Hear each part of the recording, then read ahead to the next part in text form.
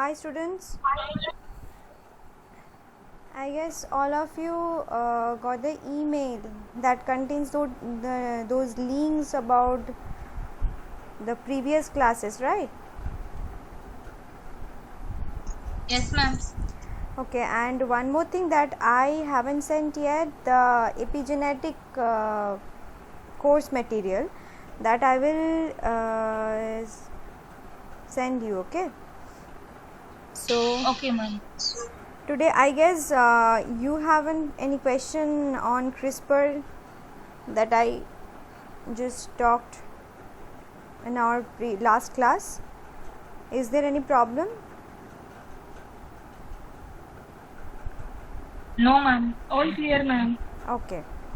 So today we will learn more about this genetics portion. So let's start.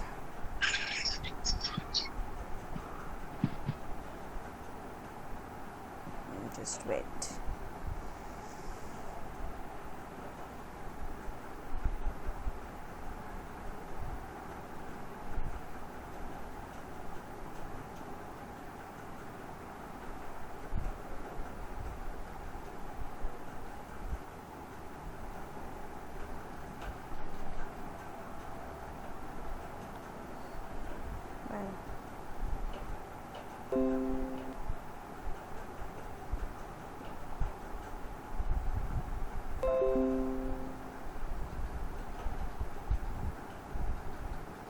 Is my screen is visible to you?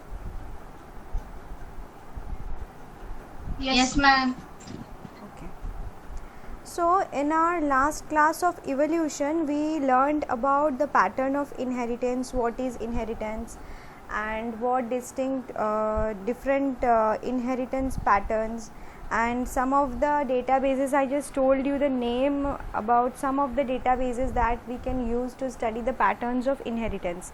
So genetic inheritance, as much as we know that genetic inheritance is basically occurs due to the genetic material that is in the form of DNA, and that is being passed from their parents to their offsprings. And when the organisms reproduce, all the informations of growth, survival and reproduction for the next generation is found in the DNA that is passed down from the parent generation, and this is the genetic inheritance. Now we will talk about that softwares that will help us to know more about these patterns of inheritance, especially the disease that we actually acquired from the ancestors.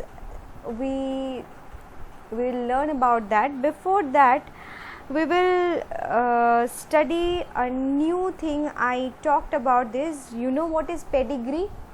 You heard about pedigree? Pedigree chart. Yes, pedigree chart. This is the representation of our family tree. So this is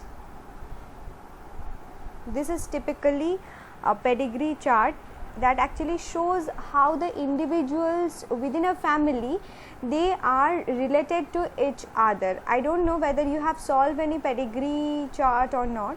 So we can actually also indicate which individuals have a particular trait or genetic conditions. Now see, if we take a pedigree, which we usually try to include at least 3 generations, I have written 3 generations here, okay. So we might be able to determine how a particular trait is inherited. Now using that information, we might be able to tell the chance that a given individual will have the particular trait themselves or could pass it on to their children. If you when I will talk about that OMIM portion, that is actually dealt with the genetic or inherited traits in human. There is a column actually where you can fill, and that will tell you to fill the column with the family history, whether some people are having the same kind of trait or not. It will just want to know the family history. So basically this pedigree actually helps us to use that information to know that whether a given individual will have the trait themselves or could pass it on to their children. Now there are standard ways to draw this pedigree so that we can all look at a pedigree and understand this, and this is the standard way.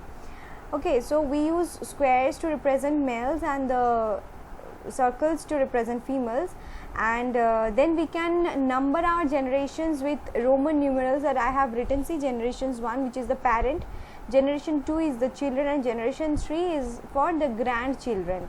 Now we would indicate marriage between individuals with a horizontal line connecting the two individuals. You can see, if an individual having a genetic trait, we would blacken those individuals in or shed them so that it would be understood that they had a particular trait. If you see, in case of generation 1, in case of parent generation, this is the actually black box. So basically this male actually carrying some particular trait or a particular feature. Now we would then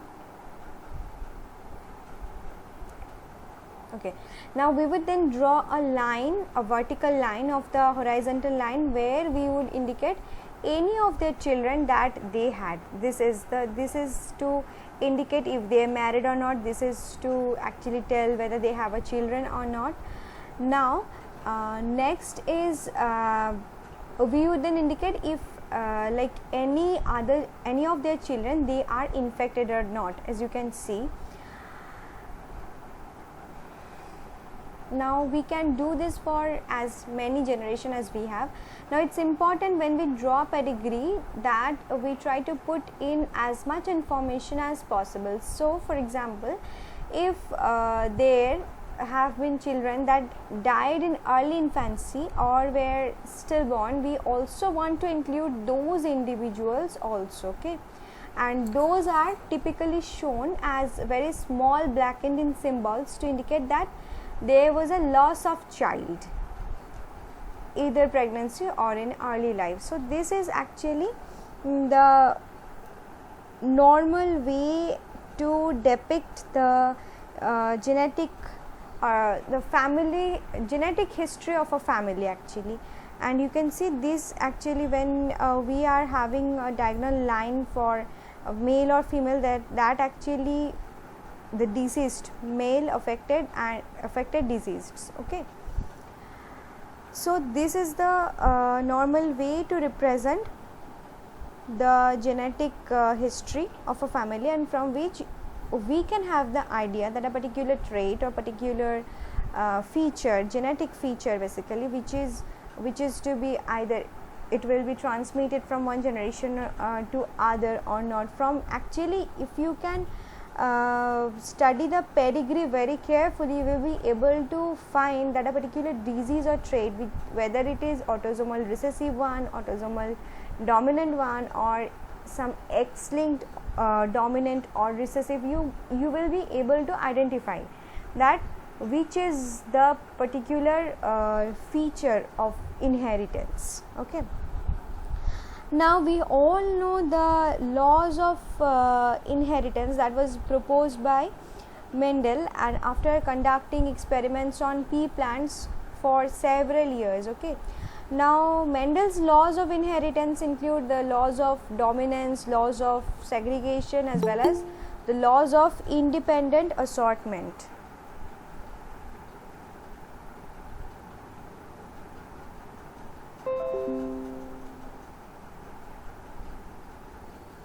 Laws of independent assortment. Okay, now the first law is the Mendel's law of segregation. I guess you all know about this. This is basically, you have read this in 9th standard. Okay, so this can anyone tell that what these laws of segregation tells us?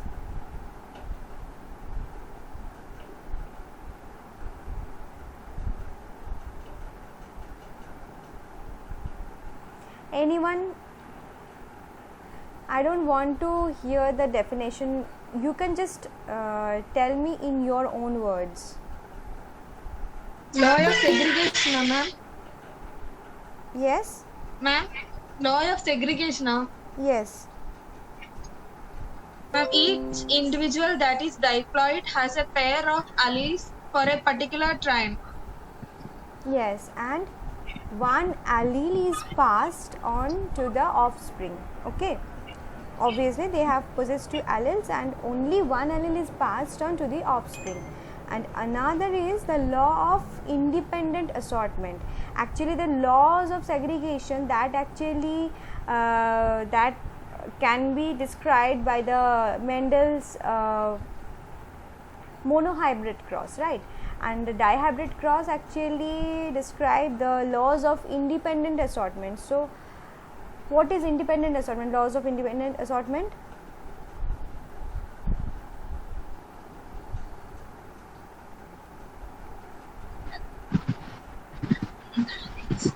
The alleles of two different genes get sorted into gametes independently of one another. Exactly, good. So basically the inheritance of one pair of genes that is independent of inheritance of another pair. Okay, so these are two very basics of genetics. Now soon after the rediscovery of Mendel's work, several scientists noted traits in their crosses seemed coupled. Now but this deviated from Mendel's principles, and so actually the question comes, how did they explain this? Gregor Johann Mendel, who actually developed his groundbreaking principles of inheritance in mid 1800s, and the importance of his work went largely unnoticed by this scientific community till say early 90s. So at the time there were numerous researchers who actually tried to conduct the same experiments that upheld by the Mendel's ideas, but the irony is they also discovered several situations that actually represent apparent deviations from these principles. Say for example, one of the earliest exception of these normal Mendelian ratios was observed by geneticists William Bateson and Punnett in 1905. You also heard about codominance, right? So that is another example that violate the Mendel's law, the laws of segregation, the laws of independent assortment, that actually violated by this codominance in case of Mirabilis jalapa. So in case of in the work of the pea plants, those researchers actually noticed that not all of their crosses yielded results that reflected the principles of independent assortment. Especially, there were some phenotypes that actually appeared far more frequently than the traditional Mendelian genetics will predict. So, based on their findings, the trio actually proposed the certain alleles must be somehow coupled with one another, although they weren't sure that how this actually coupling or the linking actually occurred.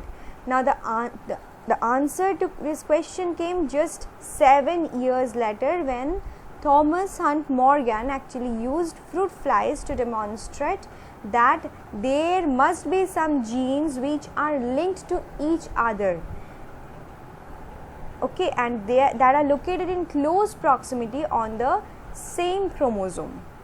So although the Mendel's pea plant characteristics behaved according to the law of independent assortment, we saw that, but we know that some allele combinations are not inherited independently of each other. That is the sole concept of this independent assortment, that they will be transferred they independently, they do not depend on each other, but there are some characteristics that actually there are some allele combinations that actually inherited independently of each other.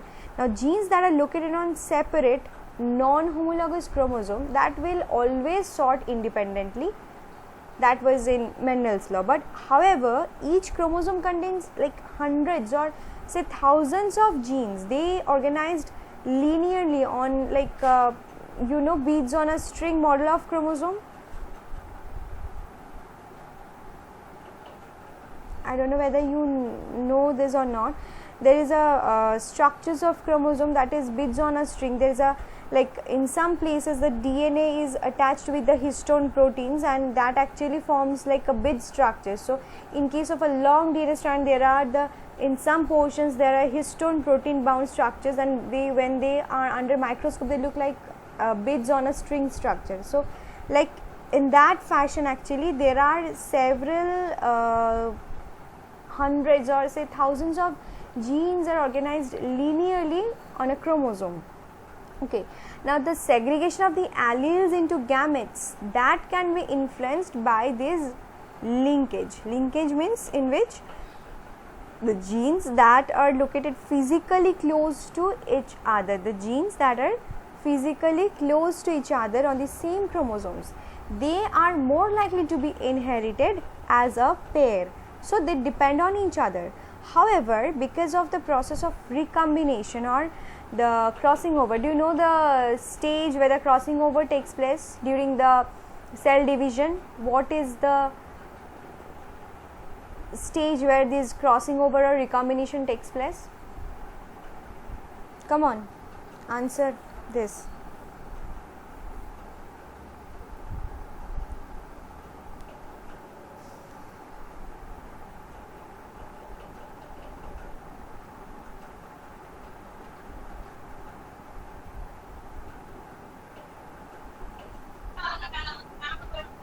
What is the stage?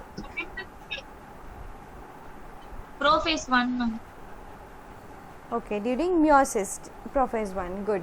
So this during this recombination or this crossing over process, this is possible for two genes on the same chromosome to behave independently. So if the genes are on two on the same chromosome, they can behave independently or as if they are not linked.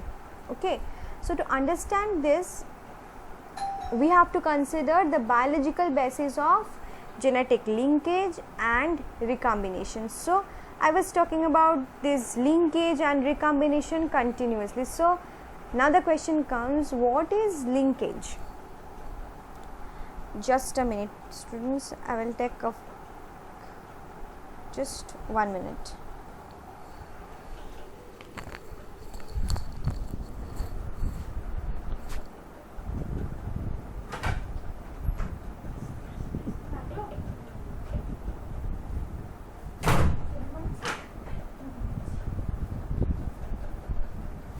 गजरे भेजिए थे ताकि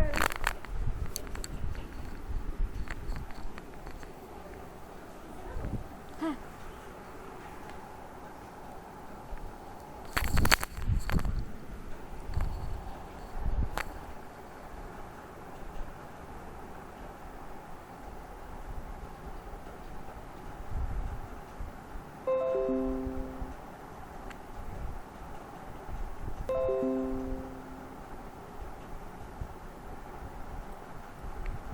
So here comes the concept of linkage. So what is linkage? That is referring to the close co-location of genes or the DNA variations to each other on the chromosome, and these co-localizations are close enough that one can use genetic tools to find them being transmitted within families together. And the closer genes are to each other on a chromosome, the better chance you have to detect this linkage, because they are then more likely to be transmitted from grandparents to parents to children together. So they are dependent, because there is less likely to be recombinations at meiosis between these genes, and so two genes that tend to be transmitted together, we say they are linked to each other. You can see the figure.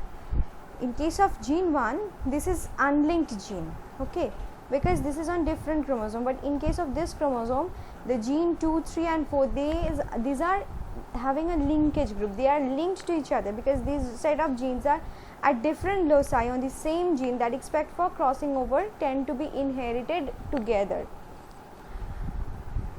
Now I told that Morgan did the fruit fly experiment. Now Morgan noted that while crossing a set of characters, two genes that did not follow Mendel's law, as they did not divide as per the law. The likelihood of achieving a parental combination if two genes are situated on the same chromosome was relatively higher in the subsequent generation in comparison to the non-parental combination.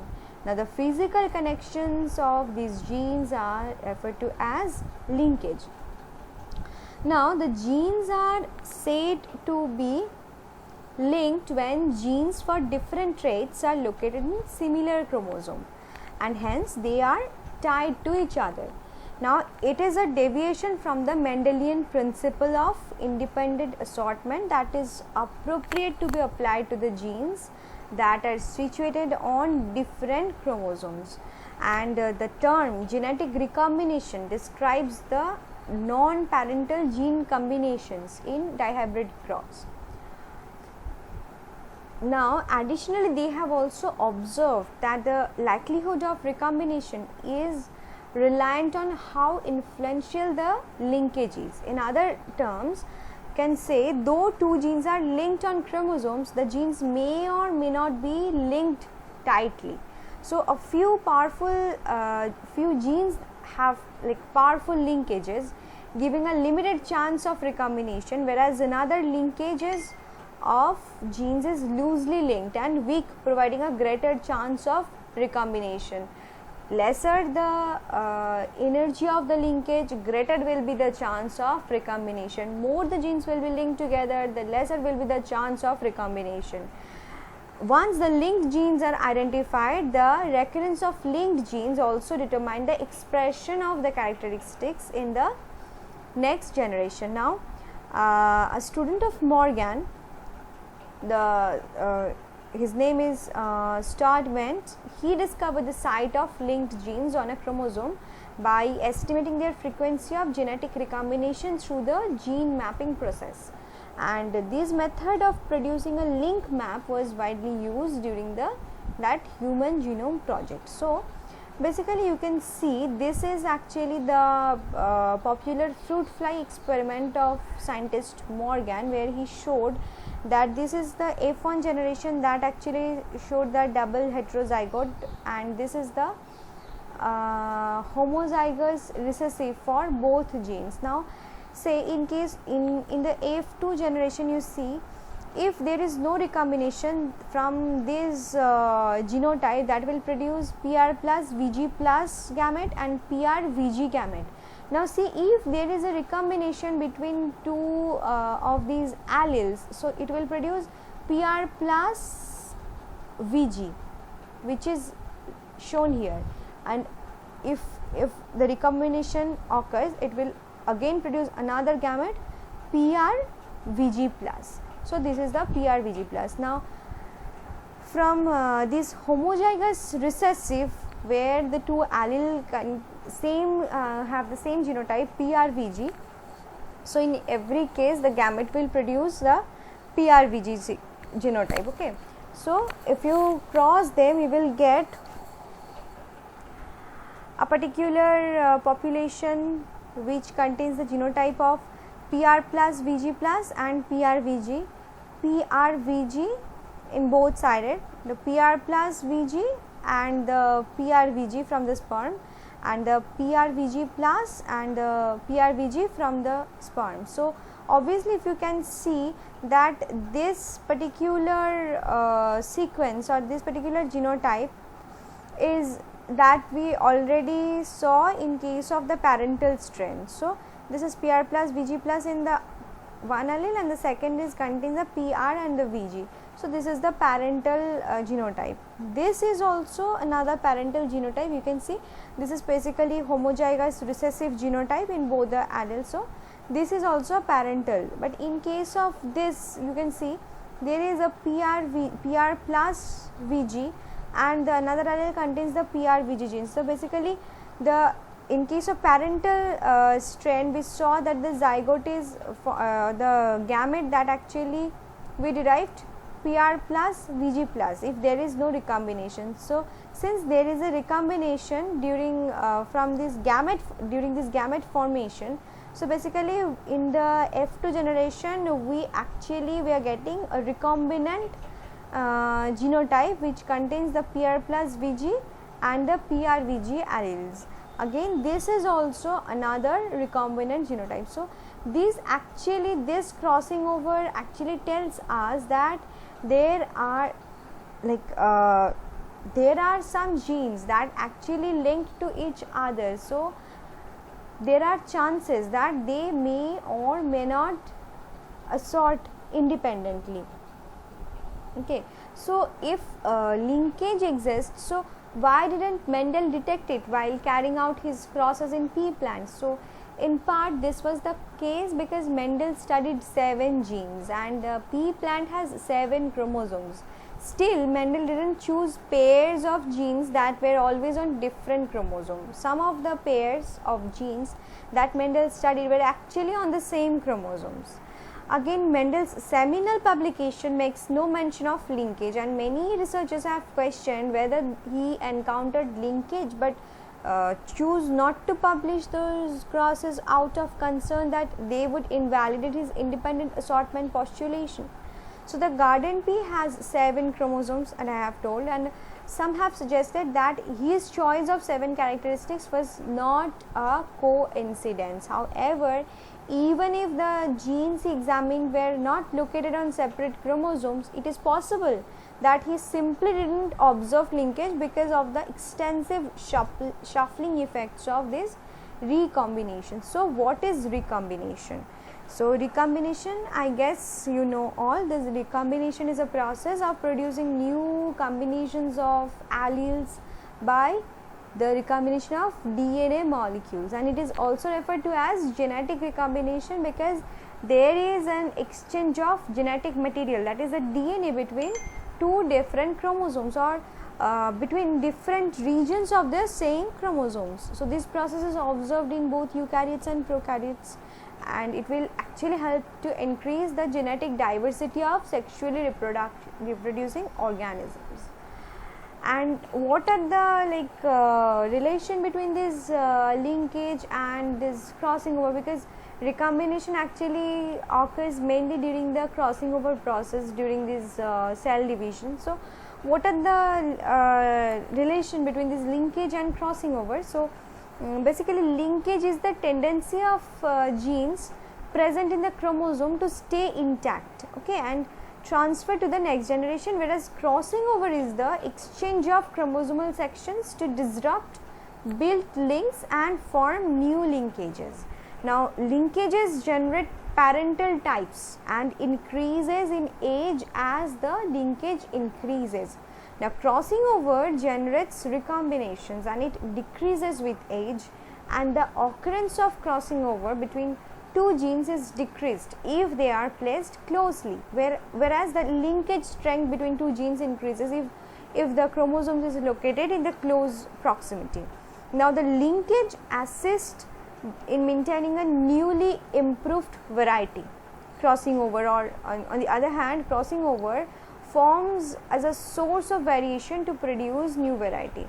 Now crossing over, we can say, in other words, say that this is the exchange of segments observed in homologous chromosomes between non-sister chromatids that actually occurs during this meiosis and takes place during the, say, Pachytene stage of prophase 1 in the cell division someone mentioned. Okay, and this recombination of linked genes that crossing over produces plays a significant role in evolution. This is very, very important, that the recombination of this linked gene during this crossing over process. So if you see, there are different types of linkage and different types of recombination process. So linkages, depending on their absence and presence, or types established on the absence or presence, they can be classified into 2 different combinations: complete linkage and incomplete linkage. Now in complete linkage, the linkage is said to be complete when, say, 2 or multiple characteristics that are inherited and normally surface in 2 or further generations in their parental or original combinations. So they are known to be a complete linkage. These particular genes do not generate combinations that are non-parental.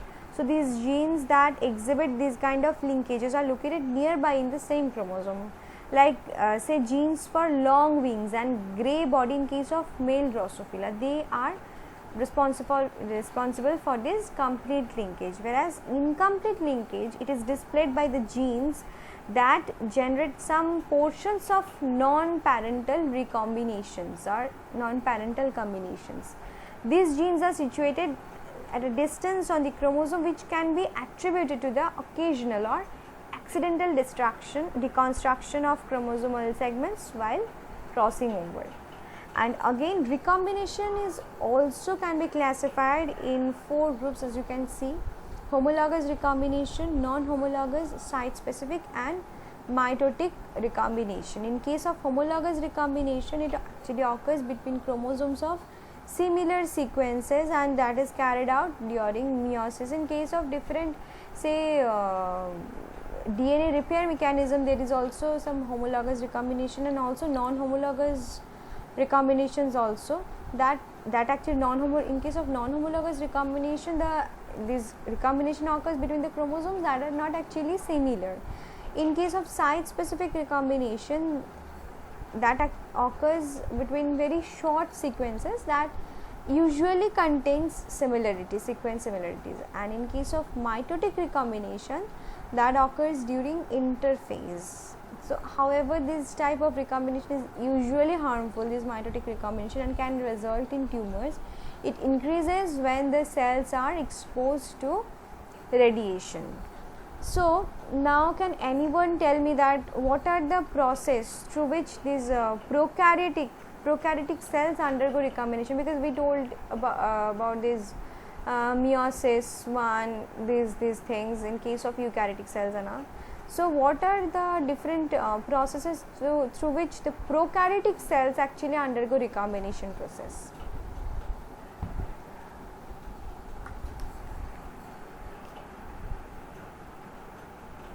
Just tell me, what are the different processes through which the prokaryotic cells undergo these kinds of recombination processes?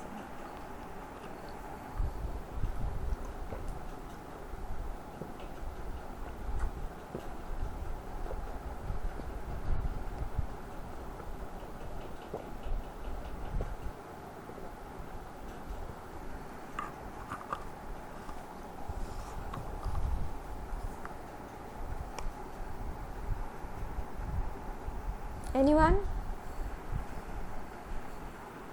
Conjugation. Yes, and another process is? Transformation. Yes. So transformation, transduction, and conjugations. These are actually 3 different processes through which the genetic recombination occurs inside prokaryotic cells.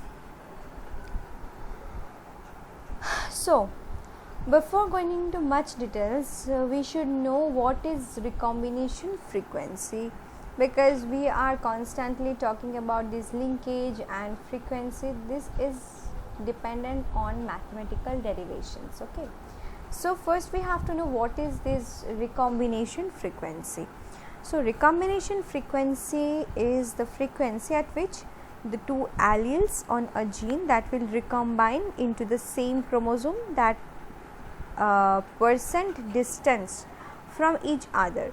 Okay, lower the value, the closer they are together. So the percent distance is lower, that means they are closer to each other. And another term that we should know, that is linkage map. So linkage map actually shows the relative positions or the relative location of the genes. So one crossover gives recombinant, 2 crossover gives parental. Further away, more likely to experience more than 1 crossover event. So linkage map is also, which is generally known as genetic map also. So this linkage map or genetic map actually is you can see it in the form of a table for a species or say experimental population that shows the position of its known genes or genetic marker relative to each other in terms of recombination frequency, rather than a specific physical distance along each chromosome. Linkage map were first developed by Alfred Sturtevant, who is the student of that Morgan, scientist Morgan. So the linkage map is based on the frequencies of recombination. So unless and until we don't know the recombination frequency, we can have these linkage maps. So these actually depend on the frequency of recombination between the markers during the crossing over of homologous chromosome. The greater the frequency of recombination, because the segregation between two genetic markers, the farther apart they are assumed to be, because if they are closely related to each other, they don't have enough space to recombine with each other. So more the genetic recombination frequency between two genetic markers, the farther apart they are assumed to be. Conversely, the lower the frequency of recombination between these markers, so the smaller the physical distance between them. Historically, the markers originally used were detectable phenotype, like say enzyme productions, eye color, derived from coding DNA sequences. Eventually, confirmed or assumed non-coding DNA sequences such as say microsatellites or those generating restriction fragment like polymorphism, that is RFLP, they have been also used. So this linkage map help researchers to locate other markers such as say other genes by testing for genetic linkage of the already known marker. In the early stage of developing in linkage map, the data were used to assemble linkage group, a set of genes which were known to be linked. As knowledge advances, more markers can be added to a group until the group covers an entire chromosome. For well-studied organisms, the linkage groups correspond one-to-one with the chromosome. So we can say that this linkage map is not a physical map. The typical unit of this genetic linkage is centimorgan, which is denoted by small c capital M, centimorgan. A distance of 1 centimorgan between two marker genes means that the markers are separated to different chromosomes on average once per 100 meiotic product, thus once per 50 meiosis. Now if you can see the figure, this is actually represents Morgan's Drosophila melanogaster genetic linkage map. So this was the first successful gene mapping work and provides important evidence for the chromosomal theory of inheritance. The map shows, if you can see, this shows the relative positions of alleles, okay, and on the second Drosophila chromosome, the distance between the genes, that is written over there in terms of centimorgan, they are equal to the percentage of chromosomal crossing over events that occurred between different alleles. Now we can say that, if we can recapitulate what is recombination frequency is, we can say that recombination frequency is nothing but a measure of genetic linkage, and that is used in the creation of genetic linkage map. Now the recombination frequency, which is designated as theta, the recombination frequency is the frequency with which a single chromosomal crossover will take place between two genes during the meiosis process. And I have mentioned the say the unit of this linkage map is centimorgan. Now if we say what is centimorgan in terms of recombination frequency, we can say that a centimorgan is a unit that describes a recombination frequency of 1%. In this way we can measure the genetic distance between two loci based upon their recombination frequency. Now this is a good estimate of the real distance. Double crossover would turn into no recombination. Single crossing over, actually I have mentioned once, I guess, that the single crossing over will give you the recombination.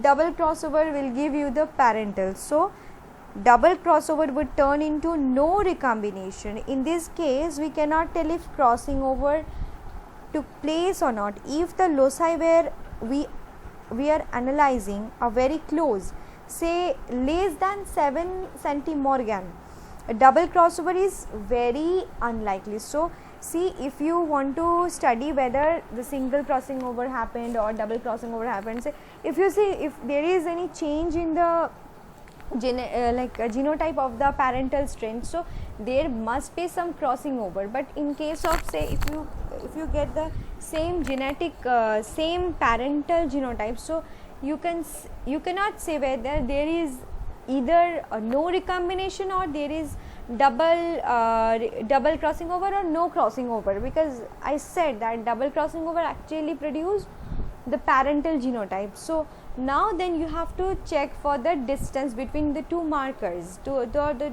two genes, say that how much they are linked to each other. And I mentioned that if, say, the distance between the two loci that actually we are talking about, if they are less than 7 centimorgan apart, so this I have also mentioned that lesser the distance between two loci, lesser will be the recombination frequency. The genes, they are more linked together, there will be less recombination frequency. So if the distance is less than 7 centimorgan, so there will be the recombination occurred, that is less likely, and double crossing over occurred, that is like unlikely. So when distances becomes higher, the likelihood of a double crossing over actually increases. Now as the likelihood of a double crossover increases, we systematically underestimate the genetic distance between two loci. Okay, so now I guess what is linkage and what is this recombination, that is a bit clear to you. Now can you say if as I told that what is the how this linkage and recombinations they differ from each other?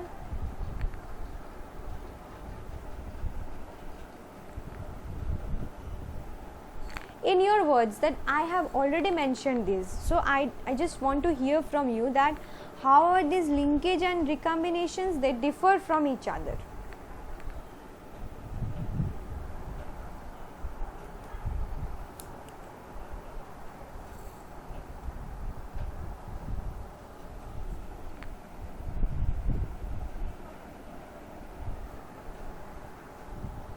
Please, I guess you have listened the class.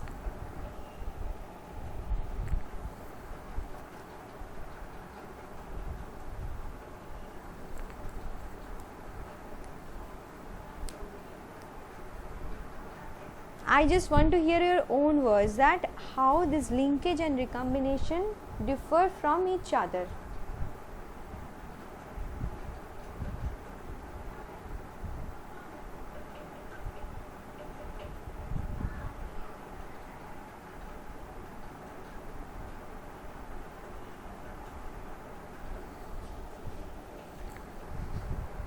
Well, just let me tell you again that the linkage is just to help to keep the genes together in the same chromosome. So linkage is that actually keeps the genes on the same chromosome together. Okay, and the recombination is the process that includes the DNA segments, they separate, that in the process in which the genetic material or the DNA segments that actually separate during the crossing over at meiosis. Just you have to tell this only. And do you think that the crossing over, I have someone said that crossing over occurs during the prophase 1. So do you think the crossing over and recombination are the same thing?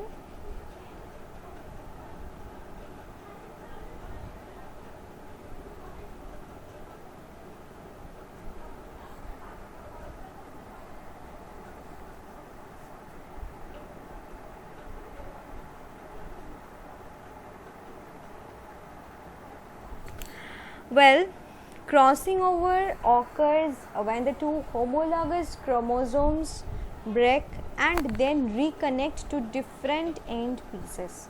Mind it, the term homologous chromosome, they break and they reconnect to different end pieces. Now if the chromosomes break at the same locus in the base pair sequence, it results in the exchange of genes and then it is called recombination. So the crossing over is that when the two homologous chromosomes, they break and they reconnect to different end pieces. But in case of if the chromosome actually breaks at the same locus in the base pair sequences, it results in the exchange of genes and then it is called the recombination process. So whatever I taught you today, so is it clear to you?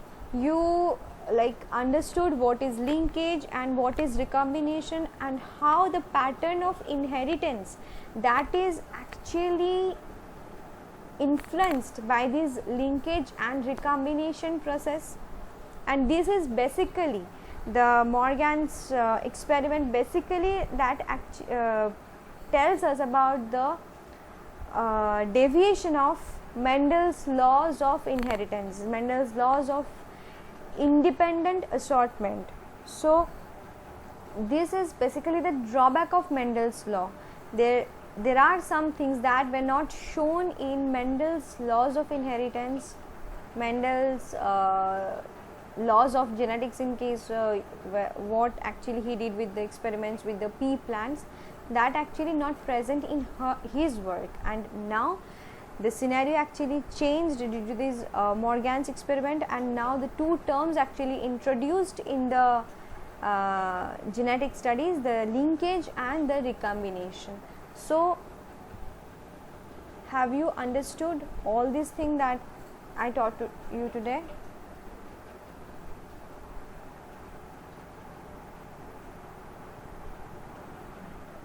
Am I even connected?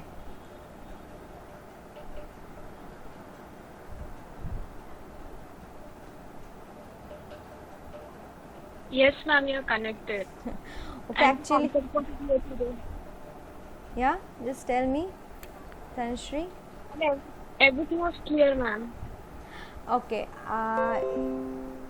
you guys like know how to determine those pedigree chart, or to read pedigree chart and conclude the what kind of inheritance pattern of inheritance is there from analyzing this particular pedigree.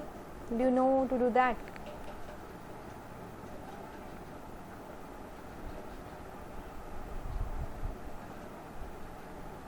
Just tell me, otherwise I will show it in the next class, that how to actually determine this pattern from the pedigree chart.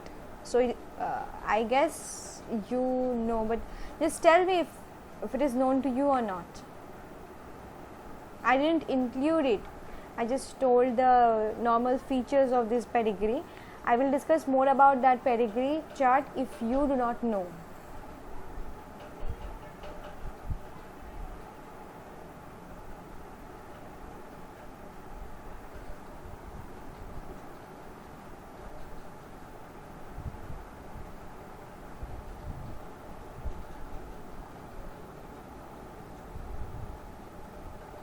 So all of you know about this pedigree analysis, right?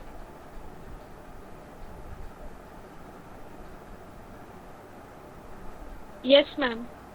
Okay, fine. So no need to show that. So in my next class I will talk about more about this linkage, specifically the linkage, how this linkage actually related with population genetics. Population genetics is a part of, or say you can say this is a subtype of this genetics that we studied. So population genetics, how this is linkage is related with population genetics, and what are the principles of population genetics, how this linkage or this is how this is affected, what are the factors they actually affect the linkage. So we will discuss about that. The next class I will email you the time and the date of my next class. Okay.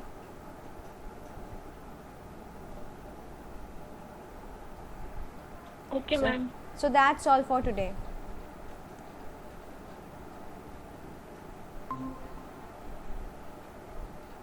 Thank you everyone. Thank you, ma'am. Thank you, ma'am. Okay.